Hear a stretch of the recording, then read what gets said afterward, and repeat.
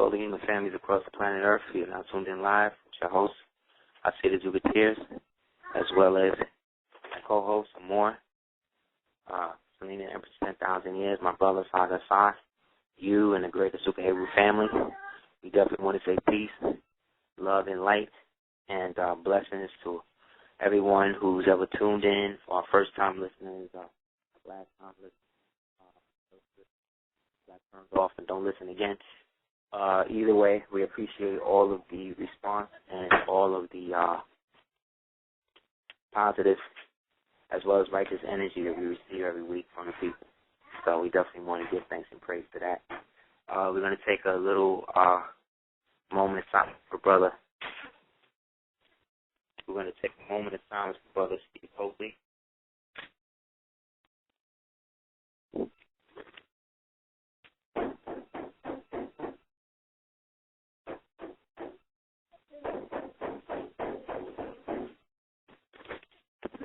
Being that it wasn't for him, and this is real.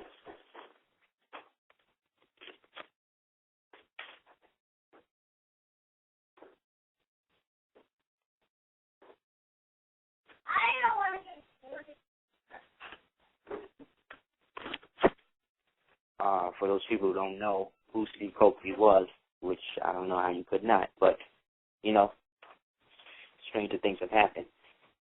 Steve Coakley is or was one of the most prolific and greatest researchers of original people's political and geopolitical history that I never met. Me personally, unlike a lot of the people who you'll be hearing in the next couple of weeks, you know, talk about how much they knew him and how much they did for him and how much he was doing this or how much they was down with him with that. Keep it real, nobody unfortunately was around when the shit went down. And it's a lot bigger, again, than we are doing acknowledge to. And because you get a lot of people who celebrate and seem to come up when people like this become ancestors, we have to really pay attention to what is being said about these people when they was alive. You know what I mean? And who was really there at the time when they was going through that, and who was actually a supporter of them in their life. You know what I mean? It's easy to be niggas' friends and big people up once they return to the other side, but can you really keep it real with them and be there with them when they breathing? And unfortunately, a lot of our brothers and sisters who do that type of great work don't really get revered in our society. And when I say our society, I'm talking about black people's society while we here. You know what I mean?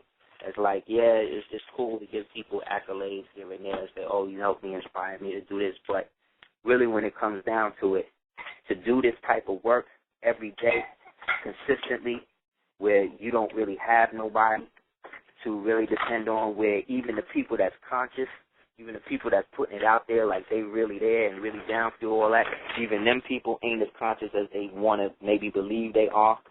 And then once they're confronted with a situation to show and prove that, you really get to see who's who and what's what. These are the unsung heroes, and these are the people who go down. So for every Angela Davis, you know what I mean, speaking of black traders, you know what I mean, for every Angela Davis, you know what I mean, there's an Asaf Shakur, you know what I mean, who is still under the pain of death and all of that, even with this nigga that's supposed to be black in the office, you know what I mean? You think that he would rescind the kill order that they have on her? No. Because that nigga's not here to do nothing for you, black people, and you really need to get it twisted. You might be lucky if he starts to do something for you towards the end of his term, the way that Bush started hooking niggas up, like when Bush pardoned John Forte. Like, that was cool, you know what I mean? But ritualistically, to me, that came in during the process of when, through the knowledge of God, the brother went in right when this nigga came first. Out right, he stopped. So,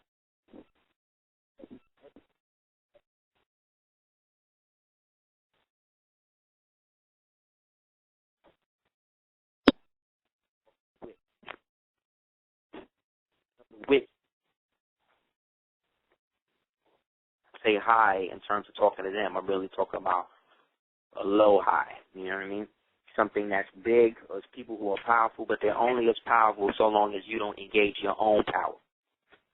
And so the brother, Steve Coakley, like I said, I never met him personally in my life, but I feel like he was a father of mine in terms of an intellectual father, you know what I'm saying, and somebody who was uncompromising when it came to dealing with the real and the black devils in our community. You understand? Because, again, he was one who pulled no punches and kept it so real and so 100 that a lot of people started to ostracize him, too. And there's certain members of our community, elders as well as people who's putting it down, when they get into it, they don't really do the knowledge that this is really what it's about. And it's about us preserving our power and our intellect while we're alive. You understand? There's no excuse. When we get into the root and you listen to the brother's last interview, you will see that basically he was alone. You know what I'm saying? Towards the end, you know. And when his family came, or when they finally realized where he was at, you know what I'm saying, by the grace of God, like he had got out. So the fact that he got out after 8 days of abduction, really it could have been longer than that. You won't even know. That's the whole thing. I'm only going by what he said on his interview, on his last interview. And he expressed basically what happened. For those people who don't know, he wound up in a situation where they probably hit him with the ELF, which is low frequency, which basically knocked him out. Yeah, it's already open at the bottom. Hit him with the ELF, and from that point, he went to unconsciousness. From the unconscious state,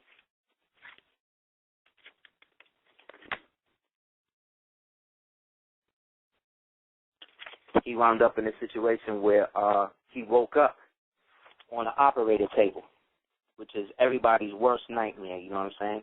But one thing about these people that we're dealing with, you got to understand, is that we're dealing with an occultic, Freemason, satanic society.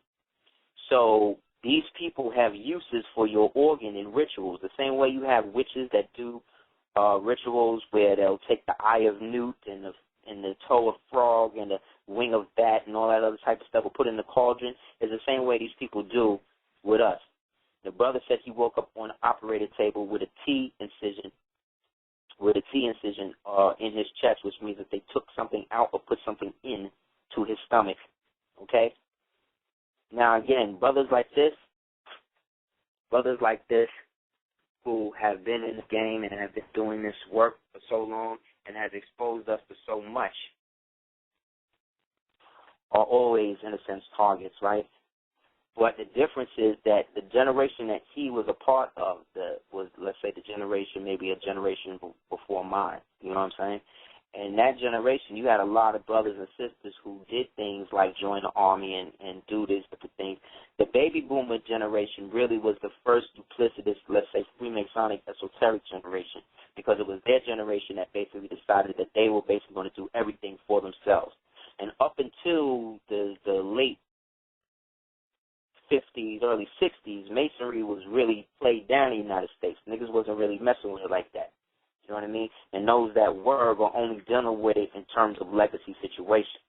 You got to remember, there was a guy named Andrew Jackson who was Irish, black Irish, who got elected president by saying that he would kick the Freemasons out of government. You know what I'm saying? In terms, he formed what was called the traditional anti-Masonic party. Okay? Now, again, Masonry, just to reiterate, is not an evil thing. It's something that our people have been practicing from time immemorial. But freed Masonry, or free and accepted Masonry, is free and accepted Luciferianism. And anybody that tells you that they not is down with it. Anybody that tells you that modern-day Freemasonry, where you're going through Scottish Rite or Shrinerdom, is somehow not related to Satan is a damn fool. You understand? Not because I say so, but because all you got to do is read the theology of time and any of the real Moors or original people that was kicking this real knowledge, and they would let you know that that was something that we gave the devil to civilize him and bring him back into the human family. So the same devil now takes it and then retrains it and gives you a false history with a false ritual behind it, and then you practice it, grasping the tail of the elephant, acting like you putting your arms around the whole thing. So a lot of these brothers and sisters who think that they're part of it, when they're on TV, like Shaq, the other day I'm watching this thing on ESPN, and he bigs up his big diamond-encrusted blue large ring. You understand? You know how asinine and idiotic you look to these so-called G7 Masons? That's basically the ones that make him dress up and tap him on the butt and turn him and make him bend over and all that. You know how idiotic you look to them people? You look like that because everybody knows that the blue lodge ain't shit. Sorry. Keeping it real with you, this is what it is. The blue lodge, niggas don't know nothing. Sit back in the tub. They have basically created a situation, like I said, in life, in reality, where they have destroyed the ability for people to discern and move up through natural channels in life without somebody bringing you up through secret, without somebody coming up like that. Think about all of the things that you learned in your life prior to you coming into knowledge of yourself.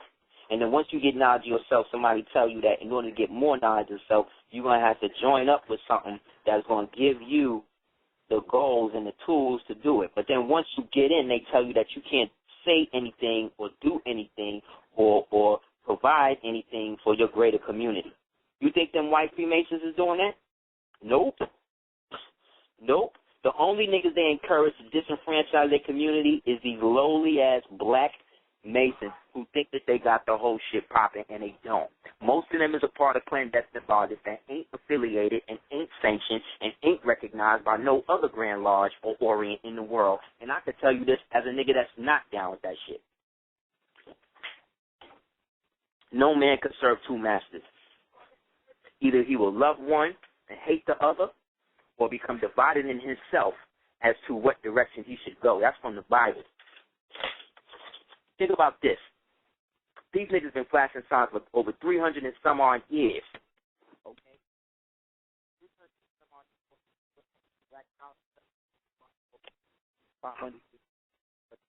228 years, 229. And you eating that? You acting like that's gospel? How could these niggas be recognized in a fraternal organization that really didn't have its own universal thing? Once you see the call on there, you can pick it up. Okay. Okay. So specifically speaking, we feel in terms of, I'm illustrating all this to let you know that these Prince Hall niggas and these Sigma Pi Phi niggas, and these are the niggas that's working in concert with the devil, with the Fraternal Order Police, with the local state department, all these niggas, and these are the ones that's targeting people like that. Look at how many people we have lost in the conscious community so far. Going back to C. Freeman L. Bless the dead. You know what I mean? C. Freeman L. was such a high metaphysician. They said that he used to heal himself when he would get too sick. When he would get too sick, and then he would, and then he would, do his thing and then heal himself. But I guess he got to the point he was like, you know what, I'm out of here. And he returned. Okay. He returned. Then, Myra Shira L. bless the dead. Big up to her sons Heru and EJ. When she died, you had a lot of people coming out and acting like they knew her and was down with her and all that, and none of these niggas was there doing it for her. How many of these niggas were stepping to her talking about, yo, let's help you, Myra. Let's get this straight. You got to get your weight under control. And the way I could say that is because me and Selena was the ones doing that. When none of these niggas that was on radio shows talking about how great she was and all that was around. None of them, okay? And if you don't believe me, you can ask her sons who we were in contact with. Because they now trying to step to them and trying to get them to co-sign shit. But then at the same time, now that she's been gone for a while, a lot of the hype of who she was has even died down. Have you noticed that? I have. So then boom, now we get Brother Coakley. You know what I'm saying? Who is now returned. You know what I mean? But again, what do I find with all of these original people, all of these consciously, metaphysically high people? What is the common denominator in all of these deaths? Well, as an outside observer, I can see that it seems like it's something happens when they are alone, isolated. This is what they do. You know what I'm saying? Like being on somebody's radio show ain't nothing, man. That ain't support. Niggas, every time niggas want to get a photo op or whatever and look like that they popping it or whatever, first thing they do is go to the home and wheel Dr. Ben out. But guess what? What happened when Ivan Van Sertima died? I was in Harlem at the time. I went by the church. There was only 5-6 people there, man. So this is what I mean about our people. These people are supposed to be protected by us, not nobody else, not nobody in the so-called Boule communities, niggas, because these niggas is your enemy. Stop getting it twisted. Stop acting like this consciousness thing is everybody is down for the same thing and everybody's working towards the same goal. That's not what's going on, y'all. You're being naive. These niggas is fooling you. You got certain people within different communities that's literally raping people, literally taking people's knowledge, taking people's money, taking people's hard-earned time and all of that. And the way that I know is because once these people start getting burned or whatever, for some reason, everybody call me after. After you done broke bread with these dudes, after you done put your situation in them, you done shared your Social Security information with all these niggas, you don't even know these niggas' real name. When I came out, as I said, the Duke of Tears, right? Niggas was looking at me like, oh, that's something what this nigga is. Superhero, he got all this other shit or whatever, right? But then what I start to see is how everybody starts to emulate that. But the problem now is you got so many, the difference with me and them is that I can give people my government because that's the U.S. corporation that I'm using, how I choose to use it to flip shit up and to protect myself. Because, again, I'm not going out like Coakley. I'm not going out like Martin. I'm not going out like the rest of these niggas, man. Because what I'm seeing is that when the shit really goes down, there's only certain people that's going to be there, and even your own family may not even be involved with it, may not be there in time to help. So every week for 3.5 some odd years, we've been going in hard on this thing directly, right? And while we doing that, I'm getting, again, inundated calls. I get at least 5 calls a day about other niggas in this conscious community that's stealing people money and doing everything else, but these people are still breaking bread with them. What's that about? Oh, my God. Are you serious? What's really hood, man? What's really going on in our communities, guys? Yeah, do that. What happens with that, y'all? Why can't we stop doing things that we know lead to our death? Why can't we be in ciphers and situations where when we build on something that's real in real time? See? See that hating? Maybe we gotta remove the premium thing. I don't know. It's not a side, man. You know. But like I said, specifically speaking, this is how it's rolling, y'all. And we again are under attack. I don't know if niggas is because you still can watch rap videos and you still seeing what's going on TV that you're not being preyed upon, and people striving to have a symbiotic relationship on top of it with you.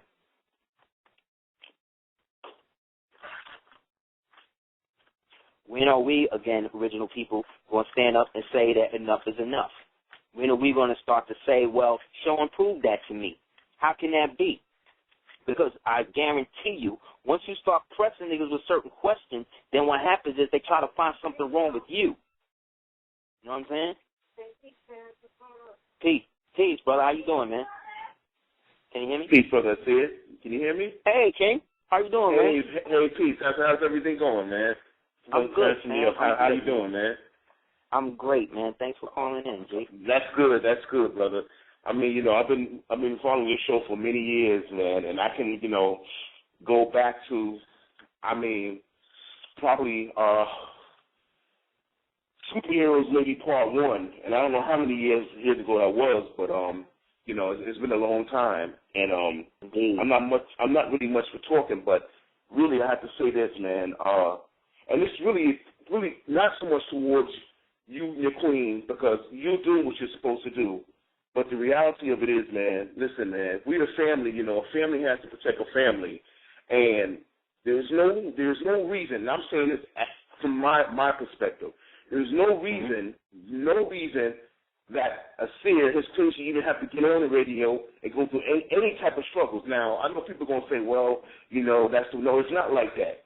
I mean, the jewels that you're giving out, man, it's just tremendous. It's just tremendous. Thank you, man. I mean, it don't cost nothing, man, for people to give out $5 a week. $5, man. We're being taxed without representation, so you can't tell me that we get money taken regardless. I mean, they like to talk about, well, you know, listen, family, listen, superhero family, $5, man.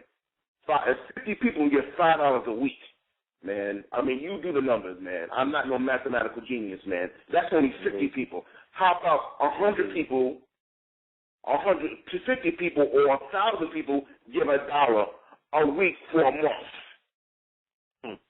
You know, that would be great. Those are the numbers. This is the numbers we're talking about, man. And superhero family, it goes to everybody. I'm not blaming nobody for nothing. I'm putting myself right in the same pile. This is how we support our people. We can't wait till somebody passes on. Okay, well, he was a good man. Let's erect a statue or something.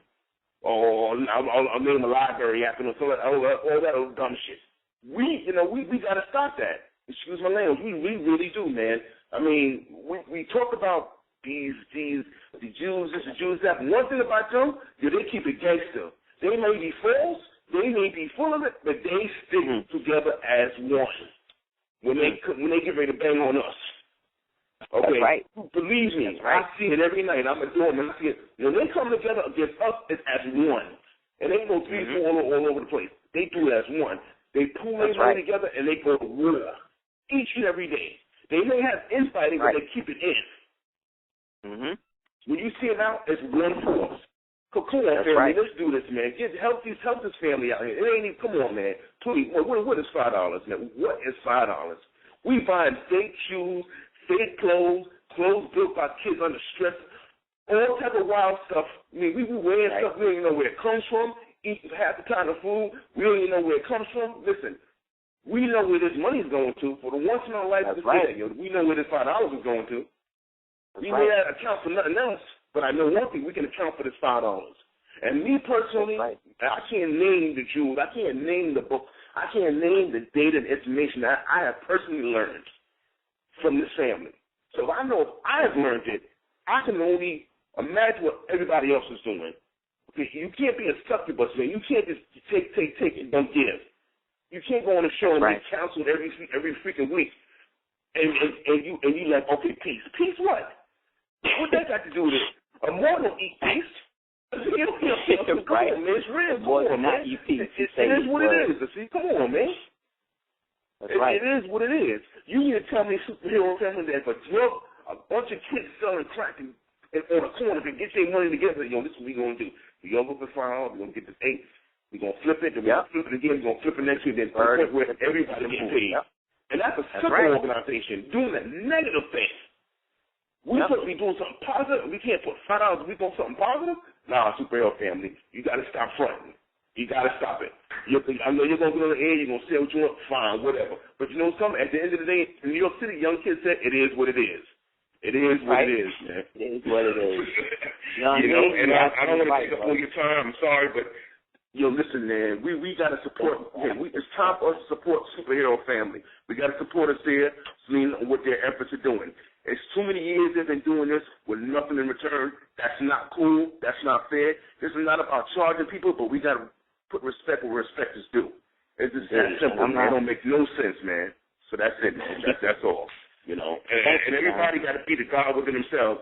When they get off this radio show tonight, when they washing their teeth, washing their face, You look in that mirror and say, am I the man that I'm supposed to be? Or I'm just fronting? Or I'm just acting on the phone like, yeah, I got my girl's the secretary. So what? Listen, man, it's all about knowledge right now. It's time for ascension. Like one thing I tell you, so always say, when you go before my eyes, ain't gonna be talking about, well, you know, oh, your girl was a secretary, so all right, you good. No, nigga, what did you do? What did you do to help your family? Bottom line. So if you can answer that question, you're good. But if you can't answer that question, then you need to get it together. That's me, and that's the whole family in general. So that's what it is, man. But yo, peace, man, and you know, much blessings to you and your family, and I'm continuing supporting like I do. I may not listen to all the shows, but I know you one thing. When I got some change in my pocket, some that goes to you. It's just that simple. Thank you, fam. And that's modern warfare. This ain't the video game. This is the real modern warfare. That's how wars are won. As one force. Real. That's how Hannibal rocked. He didn't rock because just him and his son and get everybody else. He had an opposing force. Armies of niggas, they ran together. This is how we gonna do it. Right.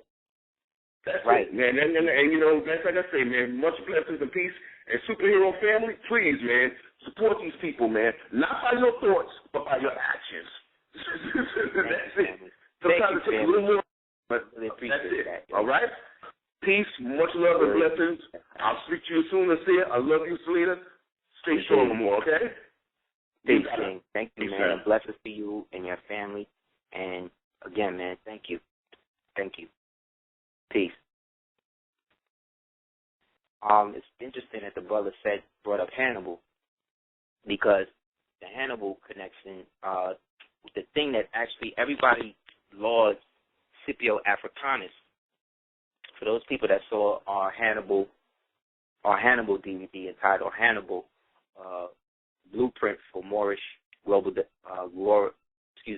Hannibal, the Blueprint to Moorish Global Conquest. Hannibal did not fall to Scipio Africanus. Scipio Africanus was not a Caucasian man, because the Romans at that time talk about was not white. If you look at the Roman villages and the Roman, what they call citadels, they look exactly like some of the thatches and mud huts and stuff that you would see in ancient Rome, as well as parts of Africa, like Burkina Faso and Ethiopia and Mali and Senegal and other places. You understand? He did not fall to that man. Hannibal fell because he did not honor his promise to Massinissa in terms of him agreeing to allow his niece, Sophansiba, to be his bride. So feeling spurned or shunned by his mentor, Massinissa decided to hook up with the Roman faction and show him just what his level of discontent is, or was.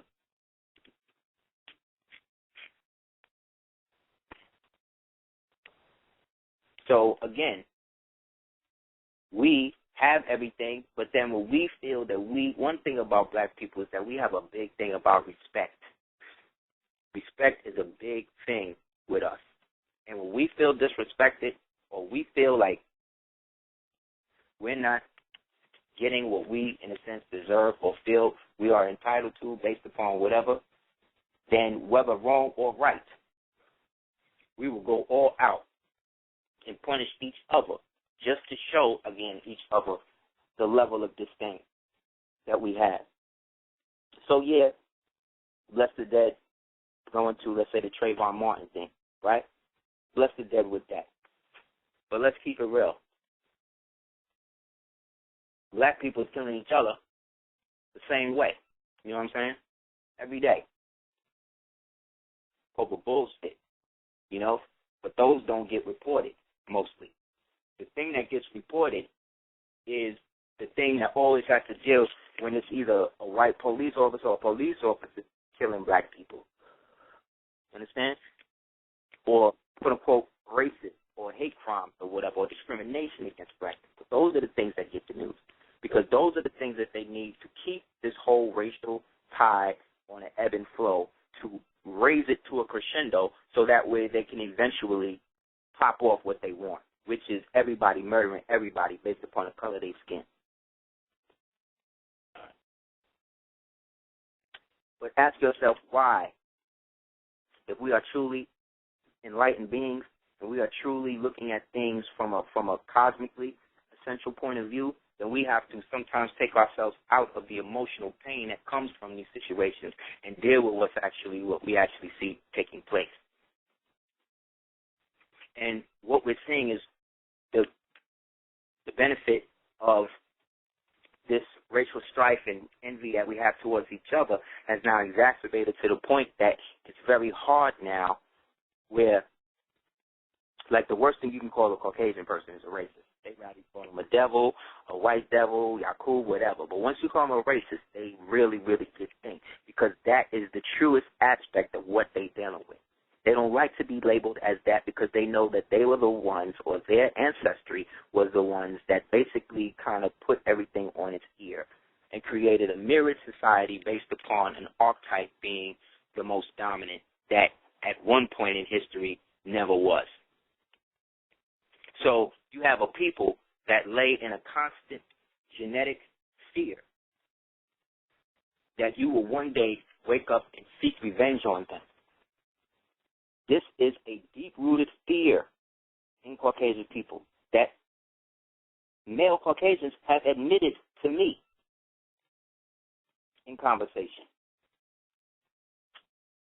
Because I'm not going to take that personal. You understand what I'm saying? Because really what we're saying then is why. Why is that so-called phenotype the most that has to be at the top? Why is it that they have to be the ones that always feel like they deserve it all and full of that? And the answer is obvious, because that form is more ideal for whatever they want to do or believe that they can do demonically in terms of possession and inhabitation of G-class entities that Terran people, most people refer to as demons, that are accessed through a certain form of prenatal socialization that goes into the genetic makeup. Like I said, it was proven scientifically, and even by the so-called racist people like Andy Cooper and these people, that 98% of the black children that they spoke to as children, toddlers, going up to almost middle age, were totally open to building with people from different races. Caucasian people is not. Caucasian kids were the exact opposite. You understand? So somebody's teaching them race. One term that you will never hear a child use is the term colorblind. You'll never hear a child use that term because they don't really understand what that means. But when you hear people talk about, white people talk about their children, they'll use that term. You understand? Why? Because they want you to trust them even though they know that their society is preying upon you. Richard Bruce Cheney, right? Richard Bruce Cheney. Richard has bust down to 44. Bruce bust down to 33. Cheney bust down to 22. You add all that together, that come up to 9. Trayvon Benjamin Martin. Add Trayvon up, then you're going to get 34, right? You're going to get Benjamin, you're going to get 32. You're going to get Martin, you're going to get 30. You add all those together based on 3 plus 4, 3 plus 2, and 3, you get 6. The reverse of 9. The so-called transplant, according to the Chicago Sun, as well as the so-called New York Times, said that there was 29 days after Martin was killed where they didn't know where he was at. Because remember, he was listed as a missing person first. They didn't know where he was for 29 days. 2 and 9 is 11. Cheney, the number bust down to 9. That's 9/11, right?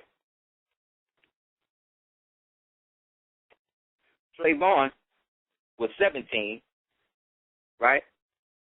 Cheney is 71. Both bust down to 8, Saturn. And 8 and 8 is what?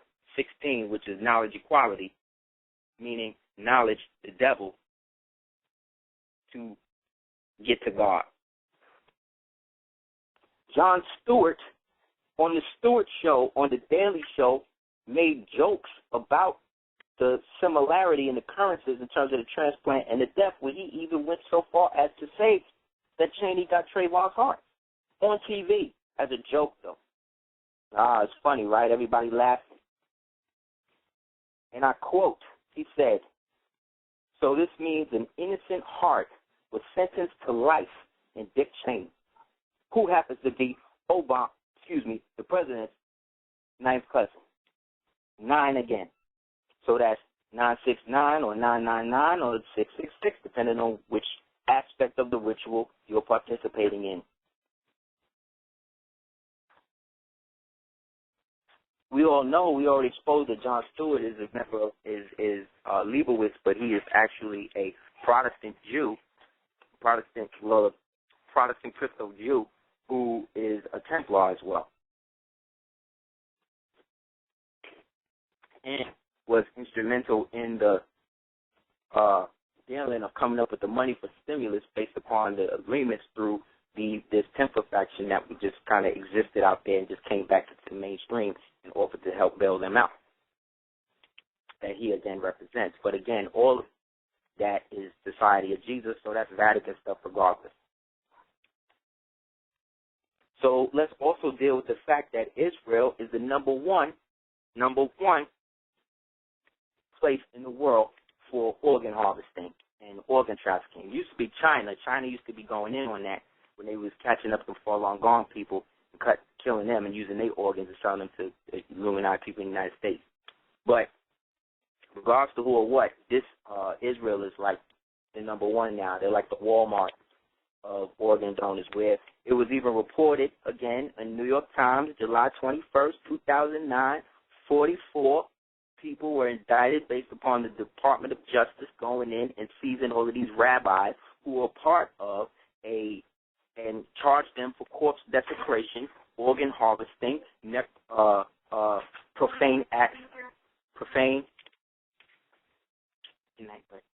Hi. Good night, guys. Okay. More wants to say good night. Good night. Kiss everybody. Hello? Yeah, so he basically, what we're saying is, before Amor blessed us, was that these people created a science where they were not only organ trafficking and organ harvesting, but they were also performing satanic rituals with the bodies and having sex with them and eating them. This is what's going on in some of these so-called Orthodox communities. I used to see, when I was a kid, remnants of like ripped up chickens and things that looked like goat legs and stuff in the huts that these people would make during a certain time of the year in Crown Heights. You would see you literally have blood running in the streets, these people. So these people get indicted for all of this, and amongst them, the predominant organs that they were taking were from black youth, killed in quote-unquote black-on-black crimes, as well as police brutality situations.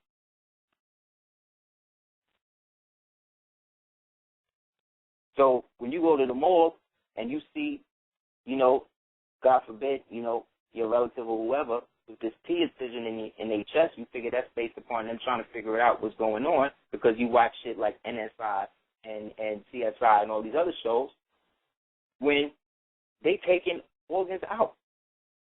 You got to get X-rays of your dead now when you get them when you take them to the thing, before you take them out of the morgue. You got to get X-rays. Make sure that whatever organ was impacted that they had to take out for preservation purposes is there, and there's no other organs missing. You are a commodity, black man, black woman, white man, white woman, Mexican man, Indian man, African man. They are eating you. They are still killing your leaders.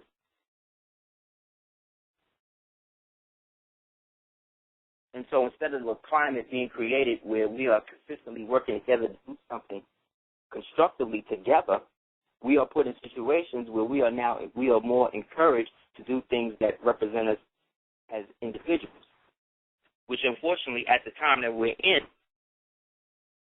you have to be that because you don't know who you can trust.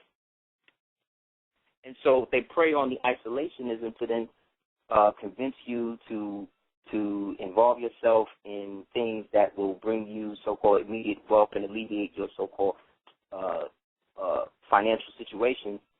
But what really comes from them? What are you really learning and applying where you are actually seeing a benefit that you can actually account for?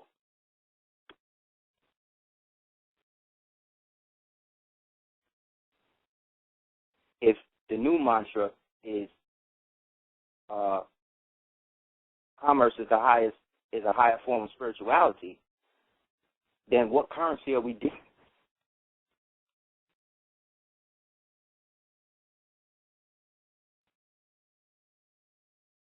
Do you know that there was an Israeli serial killer in the United States who was killing only black people and shipping their organs in containers back to Israel, who then would sell it right back to the Americans because they were trying to cut the CIA out of the human trafficking ring? Don't believe me? Go get the movie Shooter with Clive Owen, and you'll see the hatcheries where they have certain congressmen who have enough money to produce seeds with prostitutes or women who will have the babies and then use those babies as genetic banks that as the baby grows or whatever, if they need a new heart or they need a new liver or they need a new femur or whatever, they could take it out this baby, put it in because this is genetics. They've been doing that.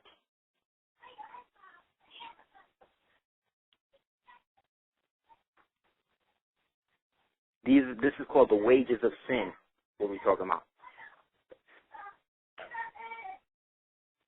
So this serial killer who was targeting specifically black people and harboring and killing them and taking organs,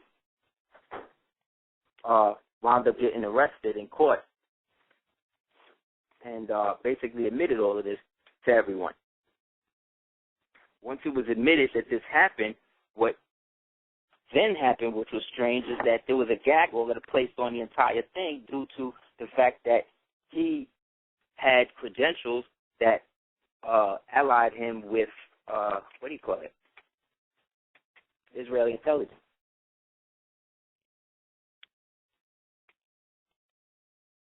So it's one big mess, is what I'm saying. And this mess is being propagated and put forth in a manner to totally deceive the obvious agenda at play. And the agenda at play is total control. So the only way to do that is to induce mass hysteria and riot fever so that way they can test all the new weapons and stuff they're doing.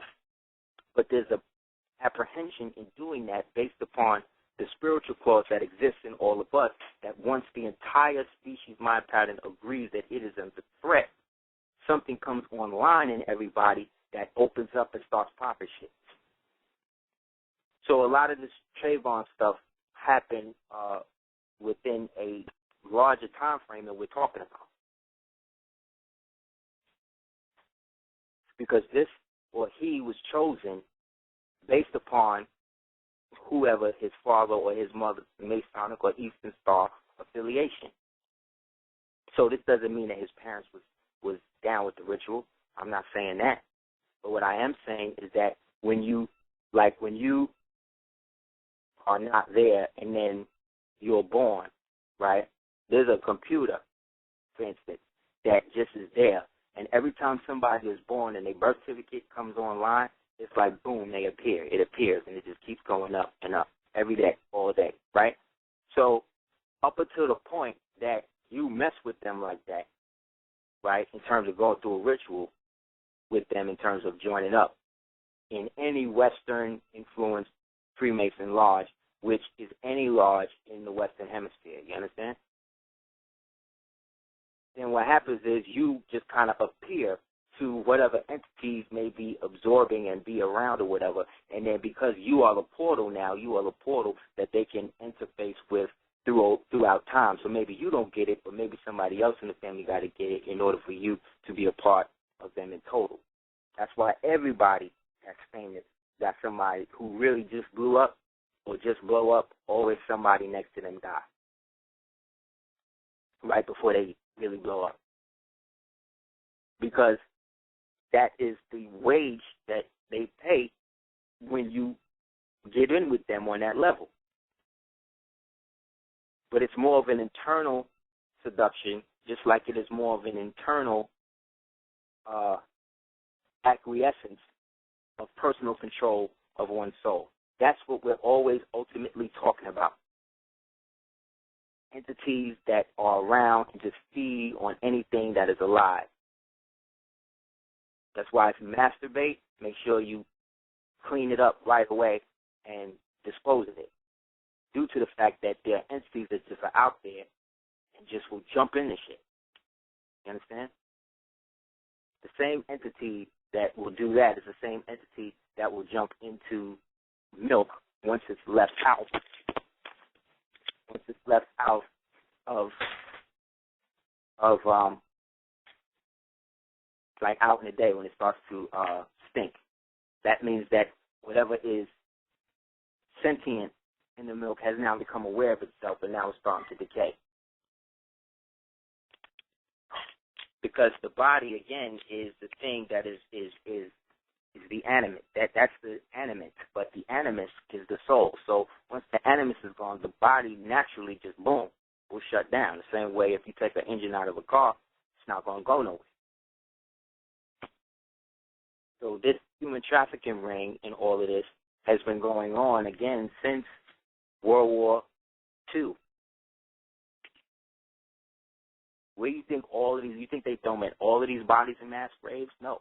And when they do that and put these bodies into the mass graves and create the product, the process of carbon-14, in which death and life and regeneration goes into the soil, that soil then absorbs everything through the water and the nutrients, through the minerals. The minerals then create crystalline aspects that then begin to dissipate and become gas and rise through the actual gas glass or whatever is there to act as a almost like a smokestack to release this energy that then goes back up into the sky, which then goes into the atmosphere, goes right up into the ionosphere, and then comes back down in the form of rain, which then gives nutrients and life to everything else. So really what we're saying is that everything that exists on Earth has come from something that has lived before. Mountains go away. You know what I mean? Same way mountains form over time is the same way that they actually become valleys. Every valley you see used to be a mountain. It takes 150 years to 250 years for a forest, for a jungle to go into a forest. Now, it'll take another 250 years or whatever for that forest to go to a forest to a, let's say, a ranch. And then maybe another 150 years before that ranch basically gives way to a town, and that town gives way to a city. So just in this one conversation, you've gone over 2 million years of time.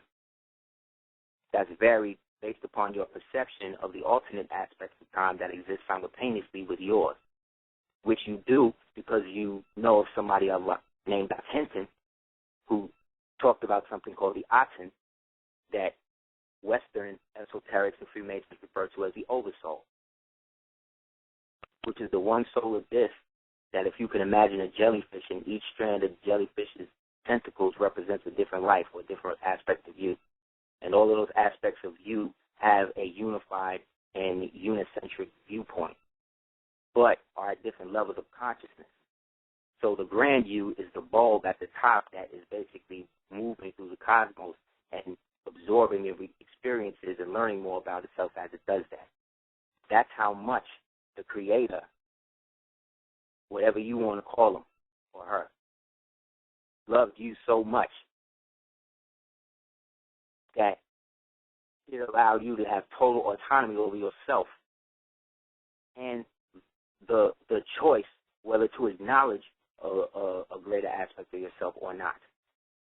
To live in both worlds simultaneously, if you will, which can't really happen, but can be done through a specific form of prenatal socialization and social engineering that usually modifies and modificates itself into aspects of totalitarian thought regimes like fascism, communism, libertarianism. All of these things are abstract concepts that were literally brought out of nowhere by people who are trying to understand the basic levels of Moorish law and jurisprudence and the great law of Guyana-Ashwa and the family of nations and the law of nations. These people have no real connection to any of that. You do.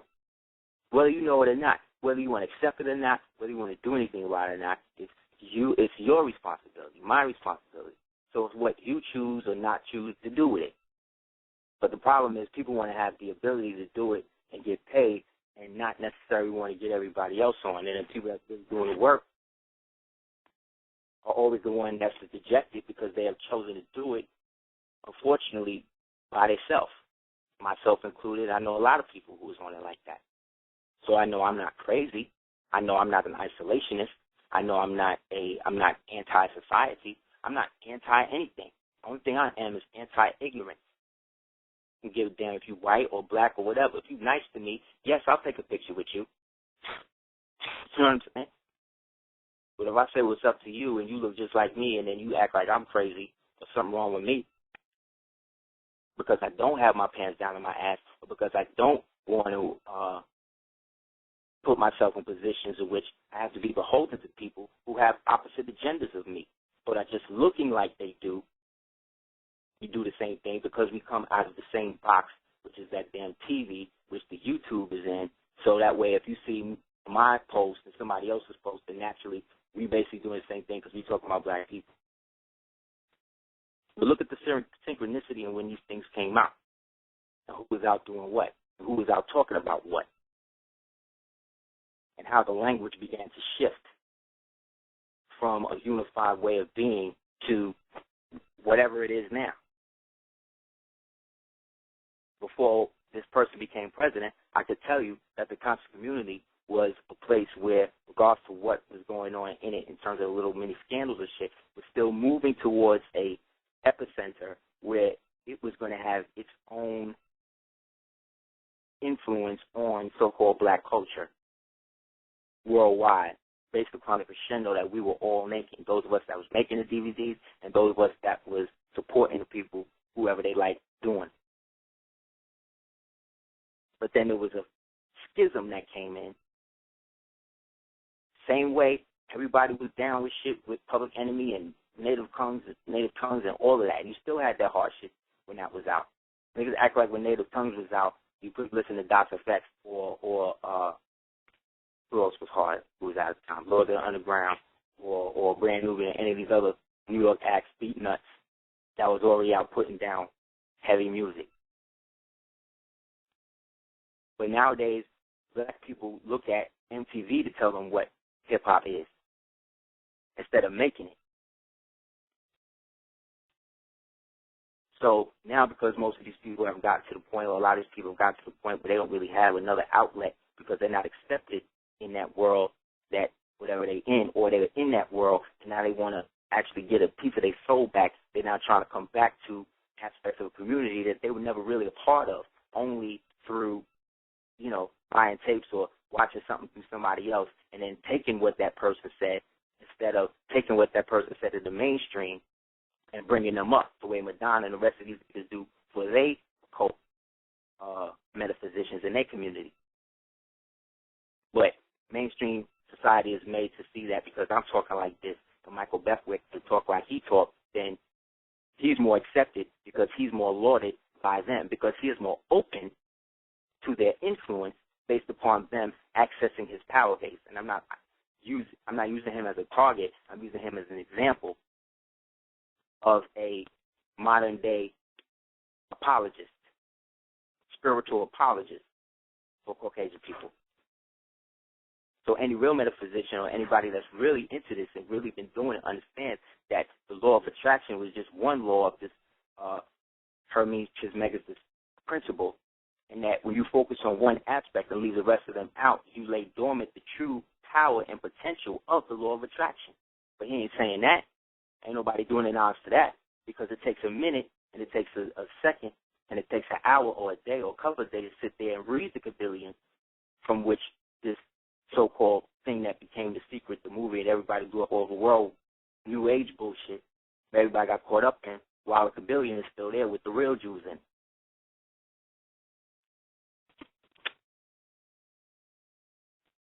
So if not instinct, somebody has to exist and be out here to say that, no, this shit is not real, and what these people are reporting is total fraud. What did I say? Some people like that. Some people don't want to hear that. It's okay to come here under some fucked up love agreement with, you come through parents, and sometimes they're drunk, sometimes they're inebriated, sometimes they meet each other at clubs back in the day, and some of us are mean children. I definitely know that I was in a positive way, but I definitely know that, it's like everybody wants to act like they don't have any issues and they don't have any things to work out, and we do. But I've definitely have done enough at this point to know that I don't want to be around low vibrational people that just feed and don't have anything to contribute and aren't filled in love. I cannot stand it. It's really sad and depleting. So I don't go on Facebook. I don't read people's posts. I don't look at anything anymore. I really enjoy being in life. I really enjoy being in the moment, in the now, and being able to learn from just what's real, what I can see and feel and touch and interact with. And I was reading in the chat room just people's, commentary, and this is the only time I really get the chance to do so. And it's great because it's just an opportunity for people to share their thoughts. And who cares if somebody doesn't agree with something someone says? Don't fucking listen. Don't listen. Just stop being reactionary on the things that you don't like. There's so many people that I know must hide out in our chat room and listen. This is including my own sister, who I did call on her birthday. But my sister's such a fucking, hater and such a jealous person that since 1998 I've been on this shit, on some hard body, vegetarian life. Oh, shit. Oh, you crazy. Oh, your shit is whack.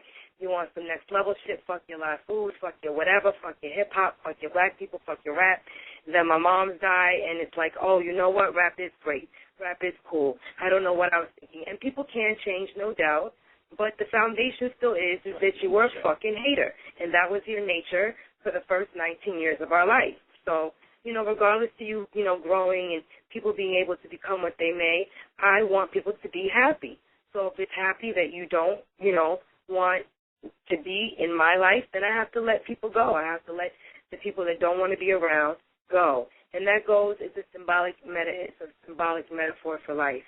Things that don't support where you are in the now and feed off of just wanting you to be caught up in them and wanting you to not have nice things and wanting you to not look fly and wanting you to always stress them. Like, I'm such a supportive person in the sense that even sometimes when I don't think somebody's shit is like all that, I'm like, you know what, great job, that was really dope. Just encourage them to do more because they're doing something. I'm not going to act like, it's easy to be around people that you don't even want to go. It's like, can we go play tennis? Can we go run on the beach? Can you feel burned? Can you work through your pain? Can you, feel your hip hurt but stop complaining about it and go and jog? Can we do something to move through the pain and get to a place where we can all be happy? And why is it that when I do find happiness, you don't want that? Like, I moved 6 blocks away from you, my sister, Michaela, and it's like, oh, no, you're with some man that's got other kids and da-da-da-da-da, and he's not worth shit. And now it's like, oh, my God, you're the best here, and I just, your son, and yeah. And then you come around me, I help you get a crib and an apartment. I lend you my $500 massage table. I lend you my rice cooker. I lend you my grill.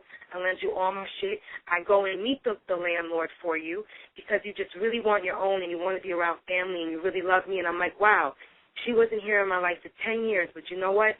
I'm going to let her back in because everybody gets a second chance, and I want to have an open heart and know that she's changing and she's a tower reader and an Ayurvedic healer, and great. That's what I want you to be. But are you just acting like that, and when you're really around me and I'm really cooking, you're like, I have no inspiration to cook anymore? Like, cook your food. Contribute to the household. Be around. I go meet your landlord for you. I help you out. I say, yes, move out of Arizona. If you're not happy living out there, definitely come out here. And I say this symbolically to say some people think that they know what they want, and then they get there, and then they realize, you know what, I don't want to be around this. I don't like this, and I don't want to stay. And you have to be strong enough to let them go. And I have been. But I sometimes read, you know, her Facebook shit, and I say that to say it's like people are in constant act. They're constant actors. But when you are an actor to such a degree that you believe your own role, then the shit is real. And I'm whacked to say that it's not. Some people do want to be led by sheeple. Therefore, those sheep should go down that path and be led by sheeple. There is a vibration for servants. There is a vibration for feeders. There is a vibration for low vibrational people and people that just want to be pissed off and angry all the time. But you know what? I'm not on that fucking realm. That means I don't have to entertain it. I don't have to act like it's real. I don't have to, you know, be on it like that because at the end of the day, that's not where I'm from. That's not how I feel good. That's not what makes me happy. And, you know, I say all of that to say you got to let people be where they're at. And at the end of the day, I do know people are listening to the show because I do get the stats now. And I'm like, wow, 6,000 people listen to the show, and you're considering taking another job, you know, teaching after school so that you can, what, pay the light? Like, no, honey. You know how many idiots I see try to regurgitate what you do? And a lot of people like listening to them and watching them, and that means that there is a place for them in the world. Some people really want to hear fluff and be entertained because it's entertaining to them. So that there should be a whole realm for that, and it exists. But then on this realm of love and of inspiration and creativity and of being of service to the people, where I'm not even trying to like charge more than $20 for, you know, little shit. It's like you've got to really, really convince and work, and it's a joke. It's not really real. So as I say, it's not really real. I align my mind to the now, and I say that we can manifest the things we want because we are great and we do deserve wonderful things. But the ones that are the batteries, the people that keep things charged, oftentimes just get run. They don't, you know, they don't recharge. And it's time to recharge things that are full of life. When you see the things that, you know, annoy you because you can't do them or you can't be inspired, it's like, don't be annoyed. Figure out what you're good at and do that the best of your ability. And that's what I'm seeing people figuring out. So regardless if we don't like it or something doesn't work well, it's like, that's my opinion and we're all entitled to it. But I definitely know that if you're listening and, you know, I hear people and see people, you know, call and talk about things that people are saying, and I'm like, well, I'm sorry that happened to you. You know, I'm sorry that you paid them. I'm sorry that no one is calling you back. It's horrible. But you felt to give them your money, so they must not be that bad. I mean, you did go to listen to them, so they must have had something that you wanted to hear them say, and be real with that. Like, don't get upset at, you know, the person that's serving you nothing, and then you're like, how dare you, I'm still hungry, but you went to that restaurant, and you know that they don't cook well. So why would you, if they don't cook well and you can tell the people around them aren't healthy and they don't look well, but you're still eating with them, then that means you want to have the same meal and be sick. And Aseer wants the phone. So that's it. That's what it is. Thank you, babe. Because that's really, in a nutshell, what we as upwardly so-called mobile original people are going through right now. What I'm going through is what you're going through at your job, what you're going through at your family's house, what you're going through with niggas on the street, what you're going through with these police when they stopping you. We're going through the same thing. But the shit Just it's you know, at the end of the day, I was talking about my sister, and the funny thing about that story, I had to wrap it up because the was like, okay, we don't have that much time. She comes, enjoys her beautiful apartment, stays for 2 months, can't make ends meet, I guess, you know, unfortunately. Try helping her out, and she bounces without telling me the week after my son's birthday and doesn't come to the party, but posts all through Facebook how fly it was and how amazing. And that's when I was like, you know what? I don't want a Facebook friend. I want a family member, a sister, somebody that I grew up with, even though things might not have been in alignment. But we're here in the now, so let's make the best of it. And the best of it for you was flat leaving again. And it's not her fault. It's almost like my gullibility and my naivete to think that what you say is going to match up when never a day in our life did it match up. Never. But am I the fool? No. There's a part of myself that's empathic. There's a part of myself that's gushy and that's full of love and full of all the stuff that people, sometimes don't understand and want to claim as being phony and fake. And I figured it out. It's because they haven't figured out how to love like that. They haven't figured out how to make their business their priority and not make other people's business their priority.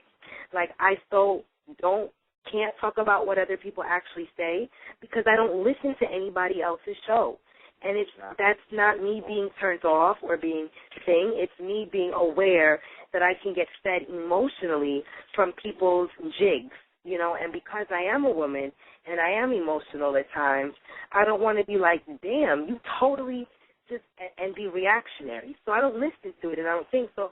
When some people, it's like what other people tell me, and I'm like, well, if it's meant for them to do, everybody should be able to be inspired by someone else. That's what life is about, but it's not about stealing and acting like you created it, and it's only black people that do that to one another. Yeah. I was talking to a good friend of mine, Jenny Fujita, and she, I said to her, I was like, remember like 10 years ago how it felt? And she was like, yo, to get this shit the way I feel now is just, there's no words. And that is an accomplishment that she has made in her life. And we celebrate in being able to, share workout tips and, how many burpees are you going to, little shit that people don't talk about because, God forbid, you be stronger than me or you do more pull-ups. Like, I can't run 6.5 miles, but she can. I could run 4 miles really well, but I can't run 6, but I'm not going to be mad. Oh, this fucking bitch, she thinks she all of that. She running 6 miles. No, y'all, come on now. Let's encourage each other to be fly and to be at our best.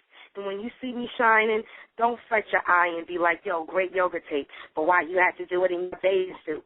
Because I don't have no fucking body like that, and I could do it because I'm comfortable with my physique, and I'm comfortable with my sensuality and my sexuality. And why don't you have that shit on? Why do you wear a smock and a gala to the beach? It's not, I could do the same thing, but I don't. So let's be good to each other, whether you're fat, thin, skinny, black, white.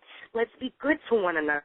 And those that don't know how, let them be. Let them make as much money off of nothing because you can't take it with you. And as much fun as they think that they're not having that much fun because they got to work real hard, man.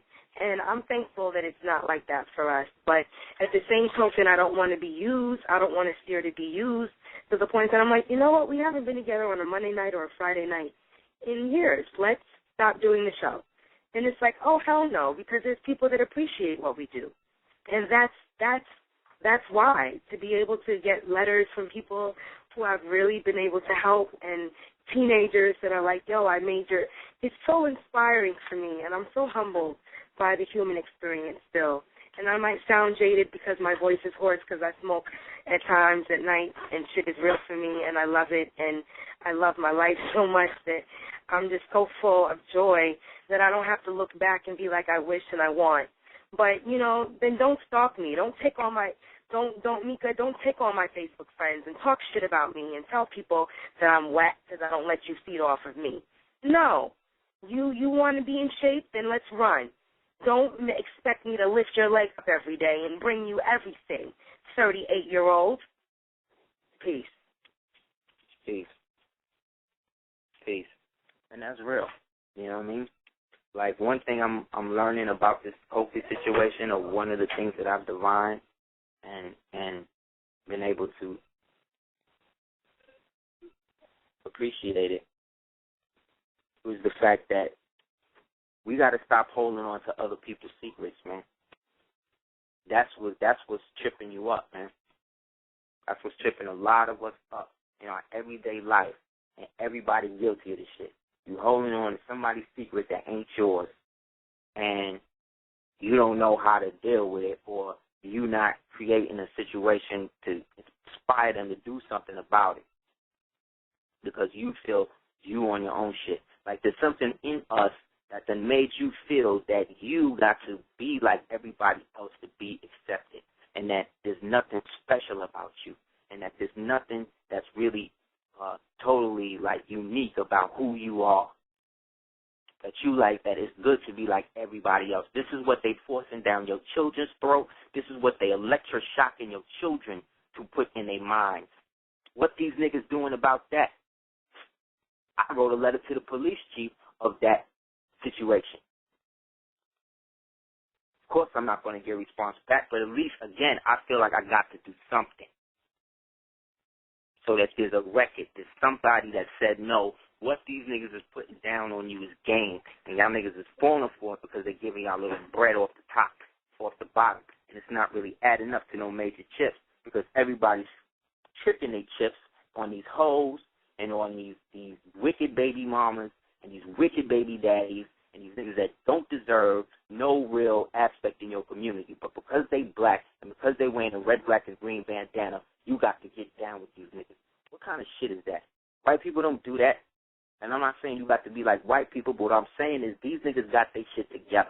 Because of what you want to say about the white man being the devil, which is true, you still got an ordered structure. The thing that makes evil work is that it's ordered. It has a structure. It has a base. It has an infrastructure. It has an epicenter. It has a unified aspect of consciousness that is all about denying God. That's what it's all about. And if you happen to have these God particles in you, then it's about them destroying you. If you go and take let's say if you defecate one time a day, you'll still have at least 4.5 ounces of fecal matter in you a day. If you go every 2 days, that's about 9 pounds of fecal matter. If you go every 3 days, that's about 13.5 aspects of fecal matter. The fecal matter is the physical aspect of the waste of this reality that has to be turned into gold in the form of compost that can be accessed and given back to the earth, which is why it's brown. So it is something that is meant to be expelled and done away with. So what does the Western society do? It creates a fetish where they smear fecal matter and shit all over themselves and have sex with themselves inside of it as a ritual. So what you think Sammy Davis was doing with the Church of Satan and all that? He ain't the only one, but he the one who was brave enough to take a picture with the devil. Sodium hydroxide kills the natural silicate of the melanin aspect, the melanin-activated hair, which is connected to your central nervous system directly. Your hair is connected to your central nervous system. It is an extension of your spiritual connection and physical connection to the very thing that allows the blood to flow in your body.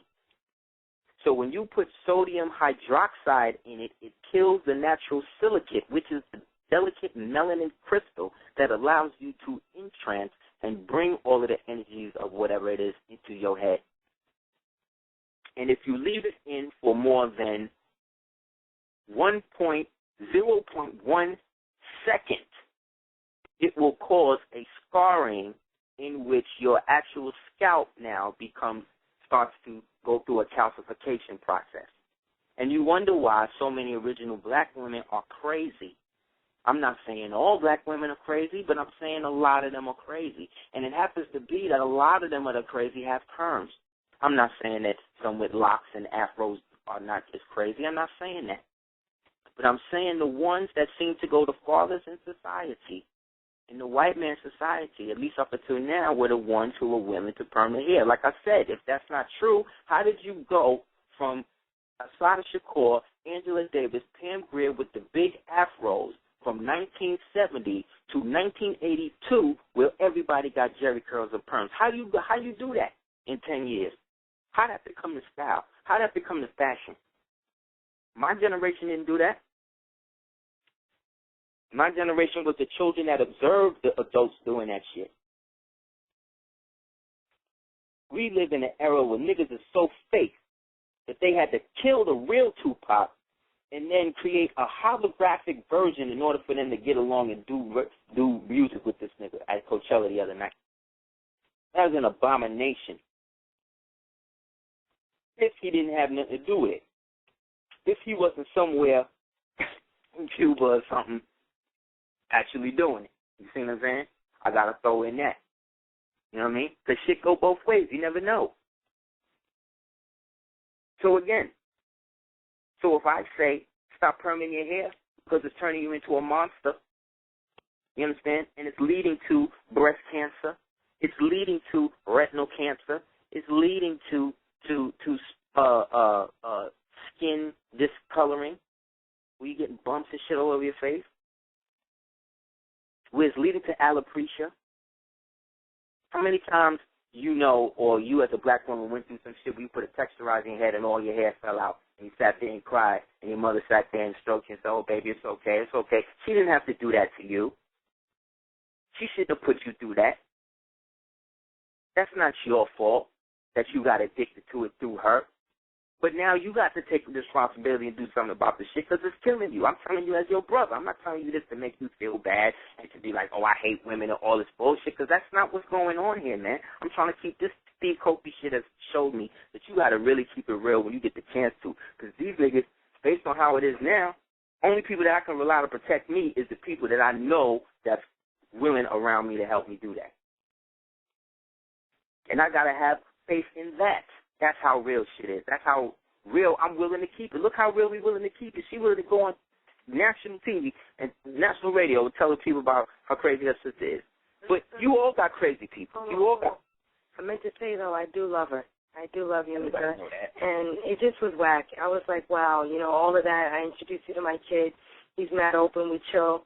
And you just, it's hard. Is it hard to be around? Like, I'm easy, cheesy, breezy cover girl. Hook you up with food, herb, like, what's good? Like, why?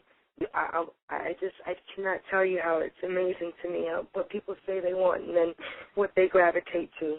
But you got to watch people's actions and let them think and be like, you know what? I know you say you want to be around me and you want this and that, but 3 months later you disappear and I find out from the girl subletting your apartment because my shit is about to be out on the street. Like, and I take it to you and then I got to pick it up.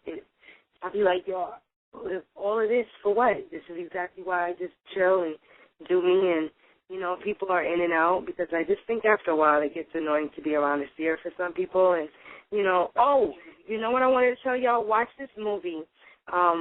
It's a Roman Polanski film. It's a new film called Carnage. It's with the girl that was in Titanic. Her name is Winslet, Kate Winslet, and it's excellent. And I say to say, watch it because Roman Polanski, even though he's crazy shit, but is on some film buff shit. There's two guys, Polanski and Pinter, that really know how to put all their characters in one room and keep them there. The movie takes place, usually the play or the movie takes place in one spot, and you can see the character development and what happens, and it's ill. This movie, Carnage, is excellent because it really shows you how people exasperate small situations and how people's emotions and their, you know, past and their character quirks really what it does to the youth and their children. And it's amazing because it's such a simple lesson, but the characters are so well developed and written that you've got to see it.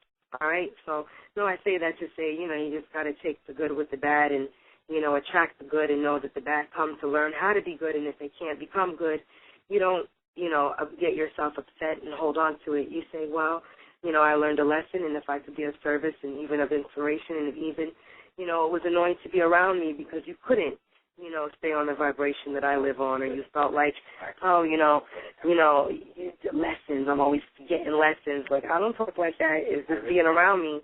Yeah, I'm going to drink ginger and go work out and go to the pool and ask if you want to, you know, like, that's the shit I like doing. I can't just chill and, like, talk shit walking through the mall. Like, are you kidding me? This is crazy.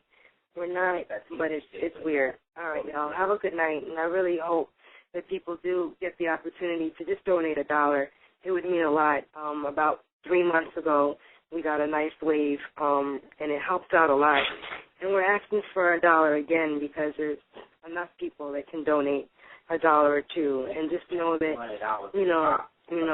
words. If I was like, yo, $300, then you'd be like, okay, great, let's not do it anyway because the student's good looking and he don't need shit. I don't know how it works in people's heads, but we do have bills and we do have a son to afford, and I'm not ever going to get on, welfare, thank God, and, things are good in life. We're right where our goals need to be. The book is right there. Things are right there. I could feel it, and it's done. I've been looking at a finished product on our computer like, wow, 635 pages of brilliance. The art looks great, Aseer. All we need is the money. All we need is the money. And, we get money, and it goes to rent and the table bill and the block talk and the webinar class and the $80 this, and you're like, wow, our bills are $1,300 a month, and we do what? Oh, nothing. Okay, great. Oh, wait, this is what everybody goes through. Not to be in complaint, but nobody is solely doing this, though, so I ask that you guys humble yourselves to please morally correct mediums. You can make a check or, send $1 or money order out to P.O. Box 4783, Miami Beach, Florida, 33141. And I also appreciate all the support with the little cooking show, Cooking More is Less, on blackmambaworkouts.com. And I'm going to start shouting other people's stuff out. I just don't have time and energy sometimes after a more to be on some chat room, computer, my life, my career. It's like it's not that deep for me. It's like when it happens, it happens. When I have time to make one, I will. When we have time to so-and-so, because I don't have a plethora entourage around me, like, oh, my God, you're the best, let me worship you. And I'm like, no, I don't even want that either. Because that's full of fuckery and bullshit, and you're being too desperate. I'm like, come on. So, all right, so, peace. Like she was saying, it's a perspective thing. And we're now at a time in which 3 of our Nobel or Nobel Morris laureates have returned to the essence, and we don't even have any place that we could, like, other than maybe their tombstones. And even that, how many people know what Steve Freeman L. Berry? How many people know what Myra Shearer L. Berry? How many people know where Isaiah Sertima Berry? How many people know what John Henry Clark Berry? You see what I'm saying? It's not enough for just one of us to know. It's for all of us. And why wasn't it put to such a degree? Because you have a bunch of pigs sitting on top of you in terms of the quote-unquote black elite that are there to put you in a stupor and give you something to aspire for that's not real, something that is going to lead you into a satanic situation where you're going to have to compromise an aspect of your soul. Because there's different ways to sell your soul. You know what I'm saying? It's not just like you get your soul, you're like, okay, here's my soul. It's not like that. You could sell your soul with the option, sell half of your soul with an option on the rest based upon you seeing how things turn out in the meantime. You know what I mean? You could sell your soul where you promise promise a child to them. Give me 1 second. Promise a child to them. Straight up do it.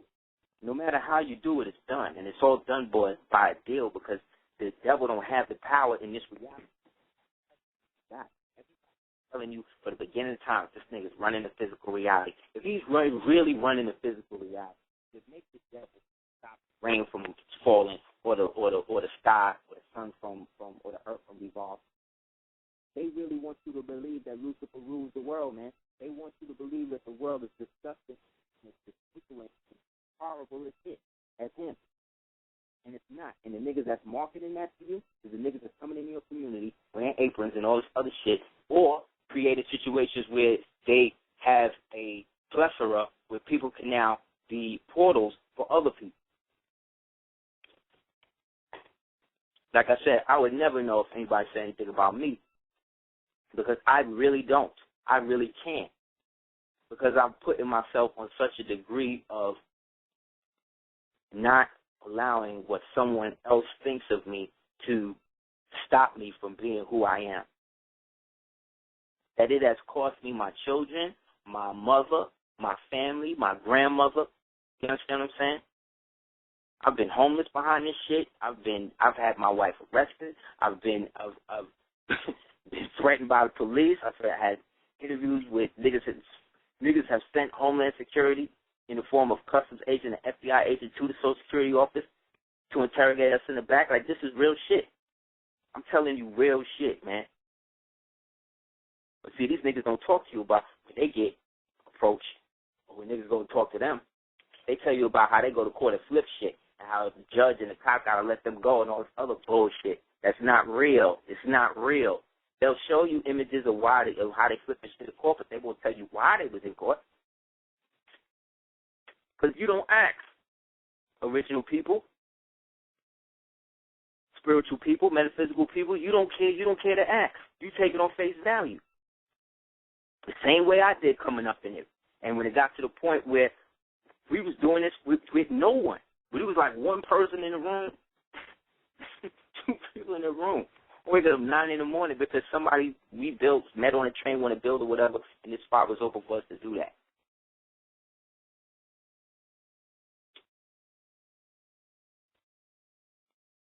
In the same sentence now, the niggas is doing shit. But again, there's nothing in our community that is and that allows things to be passed on correctly. So things are passed on based upon affiliation. Keys is given over and doors is open based upon who you willing to adorn and who you willing to say is better than this one. I'm saying that you are better than all of us. Because you the people. Because we wouldn't even be here if it wasn't for the need of the people to have somebody to put out something physically and spiritually that could unify cosmic perception to help gear us up for what's going down. What really went down between March 11th and March 13th that they're not talking to you about. I'm going to post it on my Facebook. I'm not going to say what it is on the show. I'm going to post it on my Facebook, and everybody can go and check it out. Aseer Ali Cordoba. And why that was so significant and what it was dealing with specifically.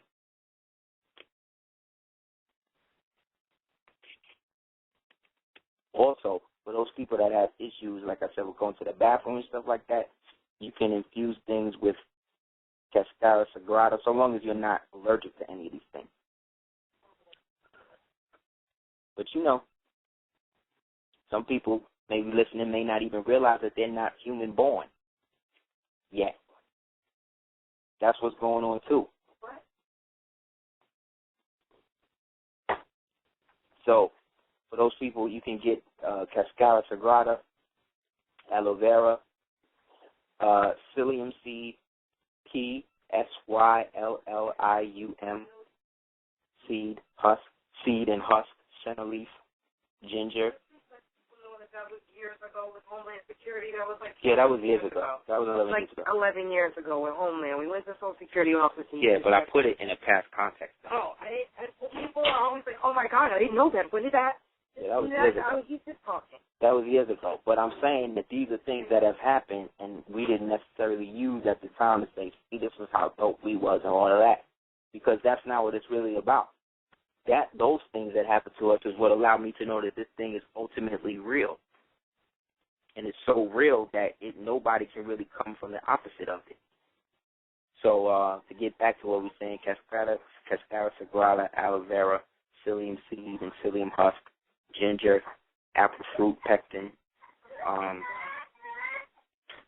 barberry, slippery elm, fennel, garlic, and cayenne. But be careful with the cayenne because it's hot.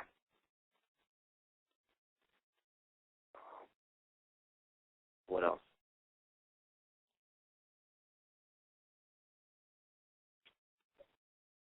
So the Trayvon thing looks like it definitely was an organ thing, but it's not only connected to the organ thing, but it's also connected to the Coney thing, and it's also connected to the other things due to the fact that whatever affiliation that he was a part of, as a legacy, because those type of children that become moon children that are born for sacrifice, they refer to them as legacy. So again, his family may not have known, his father may not have known, or his father may have known. Same way Beyonce knows father may have known and may not have known, but I think he definitely did based upon the decisions and the things that she made in her life. So these are just definitely rituals that these people have set in place as black Satanists to keep you as a spiritual original person in your true self away from the greater power structure that be. And that way when you come online, meaning that you do something to break the mainstream into the so-called mainstream barrier, then what they do is start to send their agents to you to give you money or to invite you more in to then get you in a position where they can observe you. That's the position you ultimately want to be in, because then you can totally write it how you want.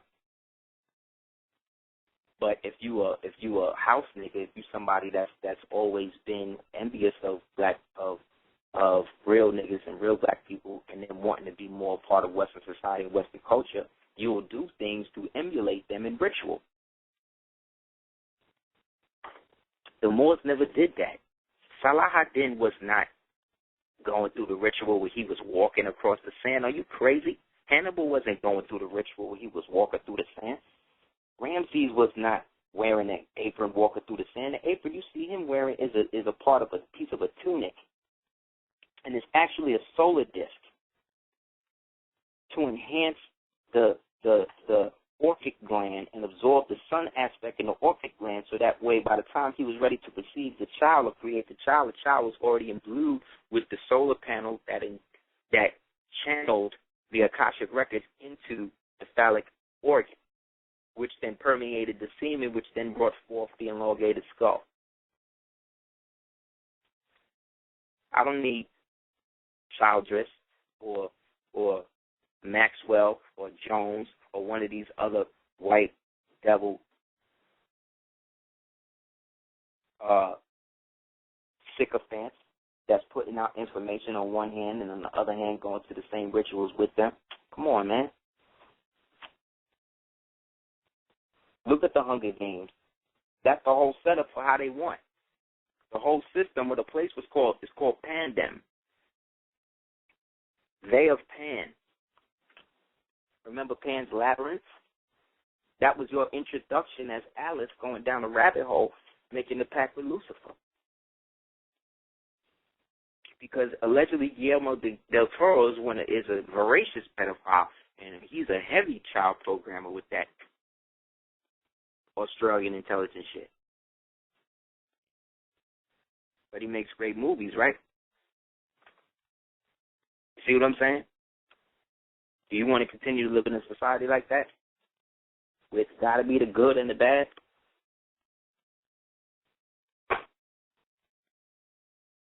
What about a world and a society where the righteous get it? And the righteous is based upon those who are willing to understand the individuality of the group. So right now, as it stands, it's us, meaning all of us that's really on some universal, let's really make it happen, and those of us that's like, okay, let's make it happen to a point. Because there's not all of us have the same motivations and intentions towards this, and we should not reward those who don't. I'm even saying that of myself. If you don't like what I'm saying, and you don't think what I'm saying is real, you think that I'm trying to do whatever, then don't listen. Don't support me, but don't castigate me. Don't try to disrespect me. Don't try to use my name as something to use to make other people pay more attention to you. Don't do shit like that, because that shows me that you are coming from a feminine perspective, and Freemasonry in the Western sense is all based on a male feminine retribution, because they believe that the highest form of masculinity is for a man to be feminine, to become a woman around other men, and to be penetrated by another man. That's what they believe. Why you think that Queen Elizabeth holds the sword and the knight who's being knighted wears the kilt or the skirt before her, when it used to be the opposite under the Moorish dominion? So you want to be the grand potentate of that? You want to be the sovereign grand commander of that? Then do that. But don't act like that shit is somehow better or more original, or you somehow more evolved or more enlightened because you got more access to how people shake their hands with little gang signs and shit. Like, everybody doing that. They done lampooned you to the point where everybody doing your signs. Everybody dressing like you. Well, how you different?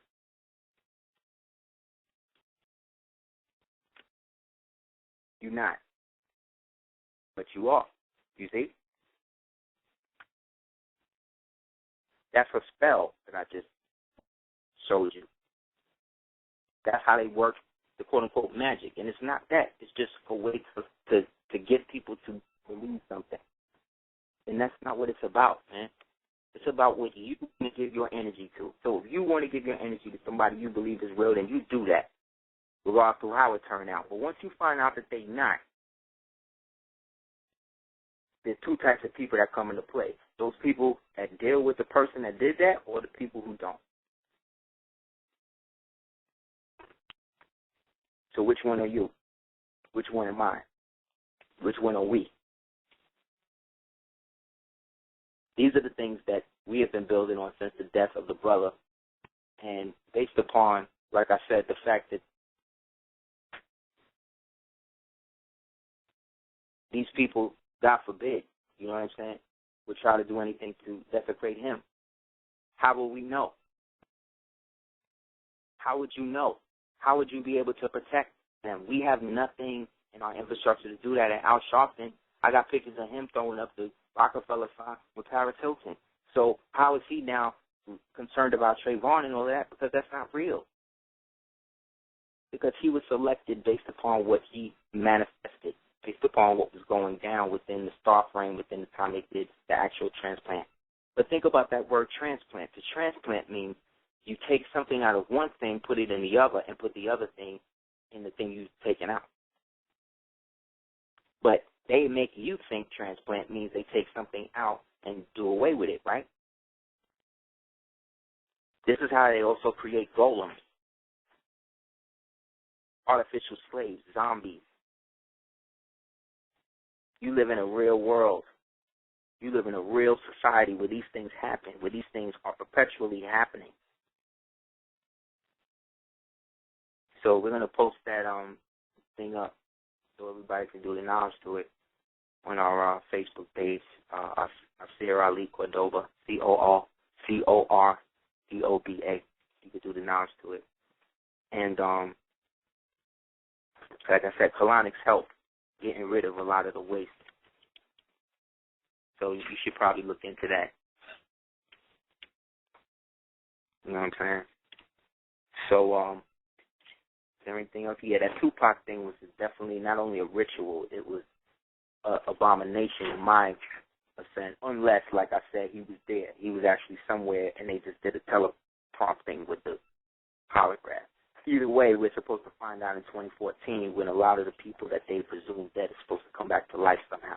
Based upon 14 being in reference to carbon-14, but also a reference to Asar, the god of death and regeneration, as well as vegetation. So look for that.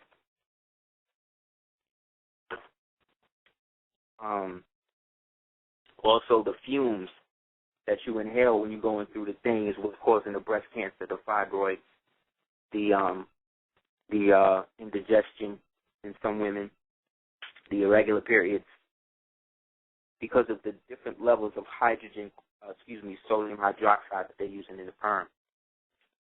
You have to understand, sodium hydroxide will dissolve an aluminum can in about 10 hours, maybe less. So you are literally playing with your life nowadays when you're doing it, because they've already created a movie, or allowed a movie to be created called Good Hair, where they put it out there that this is what they're doing to you. So now that means that they have to turn it up a notch by probably mislabeling how much of the dose of the sodium hydroxide they're using in the perm itself. So you're literally playing with your life when it comes to that, and the life of your children.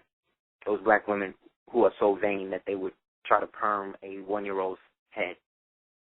You understand? Because they can't comb it. Like, there's no such thing as can't combing hair. You understand? That is a myth. That is something that was created for you to believe, and you adopted and was somehow okay in your reality, because they have tried to make you totally lazy. They tried to turn you into the opposite of what femininity is, and try to make the white woman take your place. So she's getting the big ass and all of that, because you are being mated with the white man. And because you think all niggas ain't shit, or a lot of black women think that, they are now making themselves somehow attracted to white men. So this is a genetic come up for the adversary and a decrease in us, not due to the pairing of a white man and a black woman, but from the psychological aspect that is brought to based upon what they think of each other. If you think that your ancestors was owned by him, then that is an experiment, and vice versa.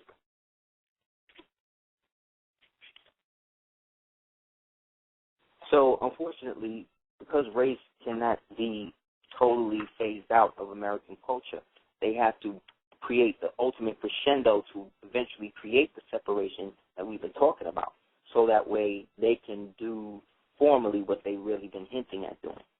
And that's okay, because they have the right to do that in their society, because their society works for them, even though it's destructing and destroying the world. So essentially all we have to do, like I said, is create the space with us that allows us to have somewhere where we can fully commune in a space where we are not hating on each other or creating a experience where we have no protection like we're in right now.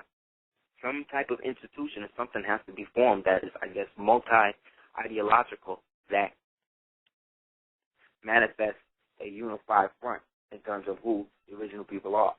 But it has to be on such the up and up. How can you even set that up when you don't know who's really reporting on who? These are aspects of intelligence. So those people that's always trying to promote how you can make money, how you can do that, I'm not necessarily doing that. I don't think you've ever really heard me ever do that. Yo, you can get out of taxes like this. Yo, you've never, I don't think I've ever said that. I don't think there's any recording of me ever saying that. What I will say, okay, if you coming to me and you doing it like this, this could happen, or you could do it like this. But you're not going to hear me to tell people how they could use the UCC to enforce certain shit. Essentially, I can tell you how to do it, but I'm not going to tell you what to do with it. Because it's really about you understanding who you are in that process. But is that process even really necessary anymore? Ask yourself that.